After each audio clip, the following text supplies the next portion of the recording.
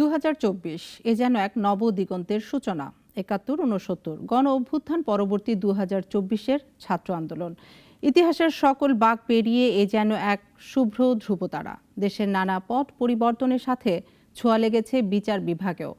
Supreme judicial council ও তত্ত্বাবধায়ক সরকার ব্যবস্থা ফিরে আসা, গণভোটের বিধান, আলোচিত ২১ আগস্ট গ্রেনেড হামলার ও ১০ ট্রাক অস্ত্র মামলা সহ নানা আলোচিত রায়ে ব্যাপক পরিবর্তন এসেছে বিচার বিভাগে।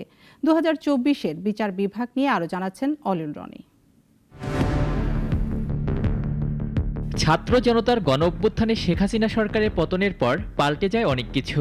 জুলাই পরবর্তী সময় শিক্ষার্থীদের আন্দোলনের মুখে তৎকালীন প্রধান বিচারপতির পদত্যাগের মধ্য দিয়ে দেশের ইতিহাসে সবথেকে বড় রদবদলের সাক্ষী হয় বিচার বিভাগ। ভারপ্রাপ্ত প্রধান বিচারপতি হন আপিল বিভাগের বিচারপতি আশফাকুল ইসলাম। যদিও তাকে প্রত্যাখ্যান করে সৈয়দ রেফাত আহমেদকে প্রধান বিচারপতি করার দাবি জানায় বৈষম্যবিরোধী ছাত্র আন্দোলনকারীরা। এর আগে আপিল বিভাগের সব বিচারপতির পদত্যাগের মধ্য দিয়ে বিচার বিভাগে ঘটে এক নজিরবিহীন ঘটনা। ২০ অক্টোবর আপিল বিভাগ বিচারপতি অপসারণে সুপ্রিম জুডিশিয়াল কাউন্সিল গঠনের রায় দেয়। অন্ধকার থেকে যেন আলোতে আসে বিচার বিভাগ। ২৪-এর জুরিতে বিচার বিভাগের পরিবর্তনের পাশাপাশি আলোচনা আসে নানা মামলার রায়। ২১ আগস্ট গ্রেনেড হামলা মামলায় জড়িত থাকার দায়ে বিএনপি নেতা সাবেক স্বরাষ্ট্র প্রতিমন্ত্রী লুৎফুজ্জামান বাবর এবং আব্দুস সালাম পিন্টু সহ ১৯ জনকে মৃত্যুদণ্ড দিয়েছিল ঢাকার একটি বিশেষ আদালত। ২০২৪-এ এসে রায় পর্যবেক্ষণে সব আসামিকে খালাস দেন হাইকোর্ট, যা নিয়ে নতুন করে হয় আলোচনা। এদিকে ১০ ট্রাক অস্ত্র মামলায় ২০১৪ সালের ৩০ জানুয়ারি ১৪ আসামিকে মৃত্যুদণ্ড দেন চট্টগ্রাম বিশেষ আদালত। ১০ বছর পর ২০২৪-এ এসে সে রায় বাতিল হল হাইকোর্টে। মুক্তি পেলেন বিএনপি জামায়াতের একাধিক আলোচিত নেতা। এছাড়াও রাজনৈতিক পট পরিবর্তনের পর জিয়া চ্যারিটেবল ট্রাস্ট দুর্নীতি মামলায় বেগম খালেদা জিয়াকে খালাস দেন উচ্চ আদালত।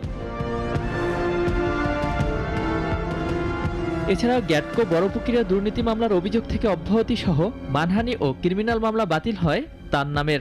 এদিকে ভাগ্যের নির্মম পরিহাসে যুদ্ধাপরাধীদের বিচারের জন্য শেখ হাসিনা যে আন্তর্জাতিক অপরাধ ট্রাইব্যুনাল গঠন করেছিলেন, সেখানে জুলাই হত্যাকাণ্ডের দায়ে তিনি সহ তার আওয়ামী লীগ নেতাদের বিচার প্রক্রিয়া শুরু হয়েছে।